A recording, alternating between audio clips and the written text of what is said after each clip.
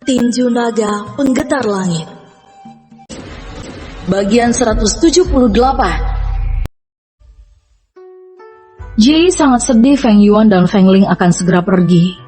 Dan ini jauh lebih cepat dari waktu yang dikatakan oleh Feng Yuan saat mereka pertama kali muncul di halaman sekte Telaga Biru. Aku tidak bisa menahan kalian lebih lama dan mendoakan agar Ling segera bertemu dengan ibunya. Jie memeluk Feng Ling. Feng Yuan juga ikut-ikutan memeluk Jie dari belakang, sehingga Gu Chang'an dan anggota laki-laki sekte Telaga Biru lainnya tercengang serta cemburu karena mereka tidak berani melakukan hal seperti itu. Feng Ling langsung cemberut, sementara Feng Yuan berpura-pura sedih dan memeluk Marong, Yuanrong, Yuani, Yani, dan beberapa penatua cantik lainnya. Ketika giliran Yang Xiao dan penatua laki-laki, Feng Yuan hanya menangkupkan tinju saja, sehingga mereka mengerutkan kening. Aku harap saat kami kesini lagi, sekte Telaga Biru telah menjadi sekte tingkat 1 dan terkuat di dunia Tianlu. Seru Feng Yuan sembari menyeka air matanya.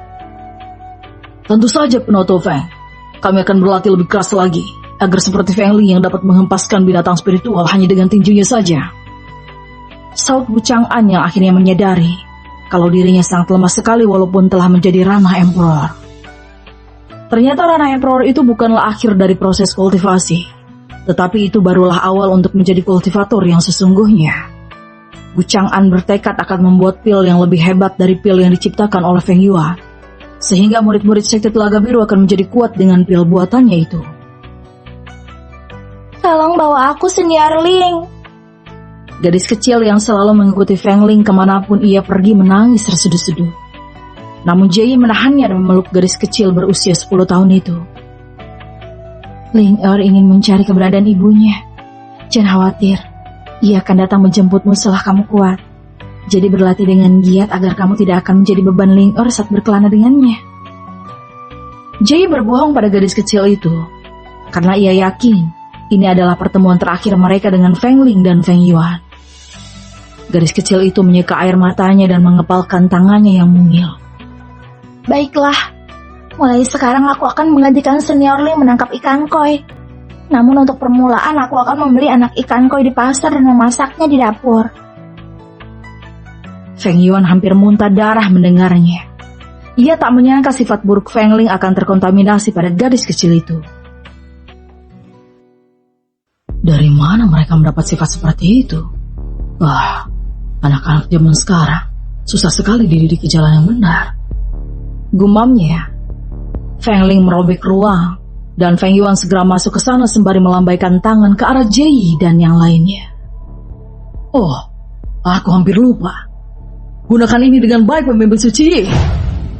Feng Yuan melempar cincin dimensi berisi senjata roh yang ia dapatkan dari istana kuno Yansu. Semua anggota sekte Telaga Biru melambaikan tangan, dan beberapa murid-murid wanita sangat sedih karena tidak bisa menjadi ibu tiri Feng Ling, terutama Yuanrong, putri Raja Yuanlong yang ingin berguru lebih lama dengan Feng Yuan. Akan tetapi ia malah pergi begitu saja, sehingga ia merasa seperti patah hati saja. Feng Yuan dan Feng Ling muncul di halaman sebuah gubuk kecil yang merupakan istana milik Dewa Ji. Pintu gubuk itu terbuka. Kemudian Feng Yuan dan Feng Ling segera masuk ke dalam. Dewa Ji tersenyum hangat menatap ayah dan anak itu. Kalian hebat sekali. Walaupun aku harus sedikit ikut turun tangan agar mereka tidak membawa Feng Ling. Dia sangat senang putrinya Jie kini memiliki pengikut yang lumayan kuat. Dan mereka tidak mungkin akan mengkhianatinya seperti dulu. Karena Feng Yuan menggunakan teknik cuci otak pada mereka. Sehingga mereka menjadi budak Jie yang akan melindunginya dengan mempertaruhkan nyawa mereka. Terima kasih atas pujian Senior Ji. Jadi bagaimana dengan hadiah untuk kami? Feng Yuan menangkupkan tinju untuk menunjukkan rasa hormat. Ya, aku akan memberikan kalian aura dewa. Namun, aura ini tidak dapat mengelabui dewa tertinggi, sehingga sebisa mungkin hindarilah kontak langsung dengan mereka. Sahut Dewa Jie. Energi spiritual emas menyelimuti tubuh Feng Yuan dan Feng Ling. Apakah kamu sudah memikirkan gelarmu? Bagaimana dengan Dewa Ayah dan anak saja? Dewa Ji bercanda. Tidak. Mulai sekarang, aku dijuluki Dewa Kipas saja. Feng Yuan mengeluarkan artefak kipas bambu yang ia dapatkan dari istana kuno Yansu. Feng Yuan mengibaskan kipas bambu itu dan berpose seperti tuan muda klan kaya dengan pakaian serba putih, serta memanjangkan kembali rambutnya. Kamu tidak pernah berubah seperti dulu. Padahal aku mengira setelah kamu bereinkarnasi akan menjadi lebih baik. Namun sepertinya sudah tak bisa disembuhkan lagi. Dewa Ji mengerutkan keningnya. Karena gara-gara sifatnya inilah Feng Yuan sering bermasalah di dunia surgawi saat menjadi dewa tingkat rendah. Kalau begitu Ling Er akan menjadi Dewi Loli Phoenix Imut. Feng Ling langsung mengecil seukuran anak 5 tahun dengan sayap Phoenix di punggungnya. Namun Feng Yuan langsung mencubit pipi Feng Ling dan berkata sembari menggerakkan giginya. Apakah kamu ingin ayah dikejar-kejar para iblis dan asura? Feng Ling kembali ke wujud aslinya dan melipat kedua tangannya di dada. Dia sangat kesal pada ayahnya, karena semua yang ia lakukan selalu salah di mata ayahnya itu. Padahal ia hanya menirukan apa yang Feng Yuan lakukan. Hahaha, kalian lucu sekali. Tapi aku takut kalian tidak akan bertahan lama di iblis nanti. Dewa Ji tertawa dan menjentikan jari tangannya, sehingga Feng Yuan dan Feng Ling muncul di luar dunia Tianwu. Kalian menjauhlah dari dunia Tianwu, agar pengadilan surgawi tidak muncul lagi di sini. Suara Dewa Ji terdengar di benak Feng Yuan, karena gara-gara kedatangan Feng Yuan ke dunia Tianwu lah, pengadilan surgawi bolak-balik ke sana, karena terjadi ketidakseimbangan di dunia itu. Feng Yuan menangkupkan tinju ke arah dunia Tianwu. Terima kasih, Senior Ji, sahutnya. Kemudian Feng Yuan melapisi Feng Ling energi spiritual dan menggunakan teknik pernafasan alam untuk menyerap energi spiritual di sekitarnya. Dia melesat dengan kecepatan tinggi ke arah dunia iblis, pintu masuk menuju dunia surgawi yang harus dilewati. Maafkan aku, Saudara Ye. Gara-gara aku, kita disergap oleh iblis. Asura cantik menyeka darah dari sudut bibirnya dan mengayunkan pedangnya ke arah gerombolan iblis yang mengepung mereka. Jangan salahkan dirimu, Saudara Yesi. Kami juga terlalu lemah sehingga tidak bisa melindungimu. Saut Ye Jing sembari menancapkan pedangnya ke tanah untuk dijadikan tumpuan agar bisa berdiri lagi. Tubuh Ye Jing dipenuhi luka-luka dan tiannya rusak sehingga ia tidak bisa lagi mengalirkan energi spiritual ke pedangnya. Ye Tianming berdiri di sebelah Ye Jing dengan tombaknya diarahkan ke arah para iblis. Mereka terlalu banyak. Aku akan membukakan jalan agar Saudara Isi bisa kabur dan meminta bala bantuan di benteng kota terdekat. Tapi Yesi hendak menolak seruan Ye Tianming, tetapi Ye Tianming telah melompat ke arah gerombolan iblis tersebut. Cepat kabur, Saudara Isi! Teriak Ye Tianming. Namun tubuh Ye Tianming dihantam oleh puluhan pedang oleh iblis bertubuh besar yang langsung menyeringai jahat. Dasar asura lembah, kalian pikir bisa pergi begitu saja tanpa izin dari Tuan Muda ini?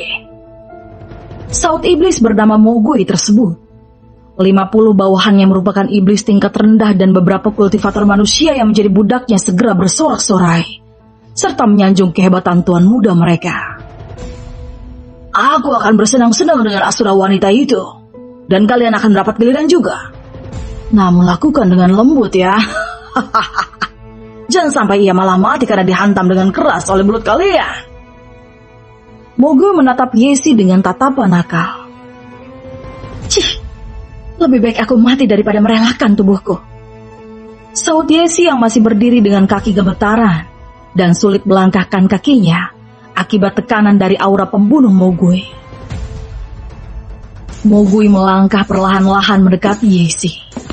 Tetapi tiba-tiba, langit dunia iblis di atas mereka seperti terbelah, dan 2 cahaya emas meluncur dari sana. Itu dewa! Teriak kultivator manusia, budak dari Mogui. Kenapa dewa datang kemari? Bukankah mereka ada di wilayah tengah? Mogui bingung dan segera mengangkat tangannya agar bawahannya segera bersiap-siap melawan musuh yang tak terduga tersebut. Feng Yuan dan Feng Ling melayang 20 tombak dari permukaan tanah. Feng Yuan mengeluarkan kipas bambunya dan menutup area di sekitar mulutnya dengan kipas bambu itu. Aku tidak menyangka bertemu Asura dan iblis di wilayah kami. Apakah kalian ingin mengacau di sini? Feng Yuan berpura-pura menjadi dewa yang sesungguhnya. Namun ia tidak menyadari bahwa ia sebenarnya bukan berada di wilayah tengah dunia iblis, sehingga Mogui langsung tertawa terkekeh-kekeh. Feng Yuan mengerutkan keningnya dan melempar kipas bambunya yang langsung melesat ke arah Mogui. Formasi pedang pemburu! Mogui melakukan serangan balik. Puluhan pedang melesat ke arah kipas bambu milik Feng Yuan. Kipas bambu itu membesar yang terlihat seperti tameng yang menahan puluhan pedang itu. Mogui mengerutkan keningnya. Ternyata itu adalah senjata tipe pertahanan. Gumamnya. Serang dewa itu! Feng Ling tersenyum lebar. Dewa Lolliponix akan menghukum kalian para iblis. Dia berubah menjadi wujud gadis kecil berusia 5 tahun yang gemuk, dan sepasang sayap Ponix muncul di punggungnya, sehingga Feng Yuan mengerutkan keningnya. Ling sudah berapa kali kukatakan, jangan menarik perhatian. Apakah kamu ingin kita diburu gara-gara kamu? Feng Yuan langsung mencubit pipinya, sehingga Feng Ling meringis kesakitan dan kembali ke wujud aslinya. Aku bosan berdiam diri terus. Saut Feng Ling menggerutu. Karena hanya ayahnya saja yang boleh bertarung. Karena kalian telah melihat wujud asli Dewi di sebelah gue ini, maka kalian semua akan dihukum mati oleh dewa kipas ini. Feng Yuan tiba-tiba menghilang dari pandangan mereka. Satu persatu iblis tersebut mati dengan luka menganga di leher mereka yang ditebas dengan menggunakan kipas bambu. Hanya dalam beberapa tarikan nafas saja, semua bawahan Mogui telah mati. Sehingga ia mundur beberapa langkah dengan ekspresi wajah terkejut. Kau dewa sialan, aku akan membunuhmu! Teriak Mogui melompat ke arah Feng Yuan. Puluhan pedang melesat ke depan. Namun Feng Yuan malah menghilang dan muncul di belakangnya. Feng Yuan kemudian menempelkan kipas bambu ke leher Mogui. Tunggu. Aku akan memberikan semua hartaku untukmu, asalkan kamu membiarkan aku hidup. Mogui langsung panik. Akan tetapi Feng Yuan mengabaikan permohonannya, dan kepalanya menggelinding di tanah. Bukankah kata ayah iblis dan Asura itu kuat-kuat? Kenapa mereka terlihat lemah? Feng Li menghilang dan muncul di sebelah Feng Yuan. Itu karena mereka hanya pion-pionnya saja. Kita belum bertemu yang setara dengan kekuatan dewa. Oh ya, ini wilayah apa? Feng Yuan menatap ke arah Yesi yang sedang memapah Yiji. Yesi langsung ketakutan karena Asura dan dewa itu bermusuhan. Dengan gugup ia berkata, "Ini adalah wilayah klan Ye, Asura." Apa? Ternyata aku salah perkiraan. Wajar sih, dunia iblis terlalu besar sehingga bingung menentukan di mana bagian tengahnya. Feng Yuan tersenyum masam. Jadi kita akan diburu oleh Asura dan iblis. Feng Ling berpura-pura panik. Padahal ia sangat bersemangat bila ada ayahnya di sebelahnya. Kecuali tidak ada Feng Yuan, maka ia tidak ingin bertarung lagi seperti yang terjadi di Sekte Telaga Biru. Yaji menangkupkan tinju untuk menunjukkan rasa hormat. Terima kasih Dewa Kipas telah menyelamatkan kami. Namun seringai tipis terpancar dari sudut bibir Feng Yuan yang membuat Yejing ketakutan. Feng Yuan menutup area di sekitar mulutnya dengan kipas bambu dan berkata, "Siapa yang menyelamatkan kalian? Aku hanya memusnahkan kejahatan saja. Nah, sekarang giliran kalian yang akan dimurnikan sehingga akan bereinkarnasi menjadi makhluk hidup yang lebih baik di masa depan." Tidak. Tolong jangan lakukan itu, Dewa Kipas. Saut Yesi dengan ekspresi wajah cemas. Takut akan bernasib sama dengan Mogui. Aku adalah putri dari Patria Klan Ye, dan aku akan menjamin keselamatan Dewa Kipas selama berada di Klan Ye dengan jaminan adalah nyawaku. Dia berkata dengan sungguh-sungguh. Yejing terkejut mendengar ucapan Yesie. Karena hubungan antara dewa dan asura tidak pernah akur. Bila Yesie menjamin keamanan dewa di wilayah mereka, maka para asura lain pasti menentangnya. Namun ia juga takut akan kematian dan memilih diam saja. Kalau para petinggi asura menginterogasinya, maka ia hanya perlu mengatakan kalau dirinya hanya menuruti perintah Yesie yang merupakan putri dari Patria Klan Ye saja. Patriark Klan Ye merupakan salah satu pejuang terkuat dari salah satu 4 raja Asura, sehingga para petinggi pasti tidak akan menghukum dirinya, kecuali Patriark Klan Ye sendiri yang turun tangan menghukum putrinya. Karena wilayah tengah sangat jauh dari sini, mendapatkan perlindungan dari Klan Ye mungkin adalah pilihan yang bagus. Kami tidak perlu lagi melakukan pertarungan hidup mati saat pergi ke wilayah tengah, sahut Feng Yuan. Yesia tersenyum bahagia dan berkata, 10 hari lagi Klan Ye akan menghadiri pertemuan 4 raja Asura yang berlangsung di dekat wilayah tengah, sehingga Dewa Kipas bisa melanjutkan perjalanan dari sana ke wilayah tengah.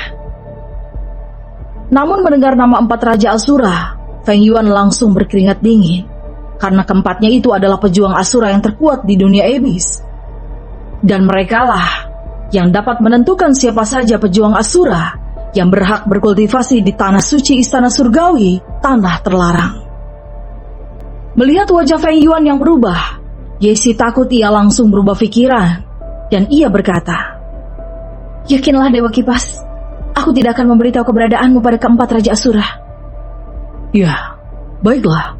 Aku akan mengampuni kalian, dan ambil ini. Feng Yuan melempar 2 pil penyembuhan tingkat tinggi kepada Ye Xie dan Ye Jing. Obatilah luka kalian, karena kita tidak tahu apakah masih ada iblis lain di sini. Namun Feng Yuan malah mengambil cincin dimensi para iblis lemah itu, dan menyerap sumber daya yang ada di sana yang berisi energi spiritual iblis. Dia mengubah energi spiritual iblis itu dengan teknik pernafasan alam, agar menjadi ki api Phoenix. Feng Ling hanya diam saja. Ia tidak dibolehkan berkultivasi, begitu juga dengan bertarung, sehingga ia merasa sangat membosankan berada di sana. 1 batang dupa kemudian, luka-luka di tubuh Ye Ji telah pulih seperti semula. Namun ia merasa pil penyembuhan Dewa Kipas itu tidak seperti pil penyembuhan milik para dewa. Pil penyembuhan itu seperti dibuat dengan herbal berkualitas rendah, akan tetapi kualitasnya tetap setara dengan pil penyembuhan tingkat surgawi dari dunia surgawi. Baiklah, karena saudara Ye Jing sudah sembuh, kita akan kembali ke Klan Ye, seru Ye Xie, melempar pedangnya ke udara dan menaikinya sebagai kendaraan. Feng Yuan juga mengeluarkan pedang besar yang ia beli di dunia Tianwu, sehingga Ye Jing dan Ye Xie tercengang karena pedang itu kualitasnya sangat rendah, berbeda dengan pedang milik para dewa lainnya yang setara dengan tingkat surgawi. Feng Yuan tahu apa yang mereka pikirkan dan ia berkata,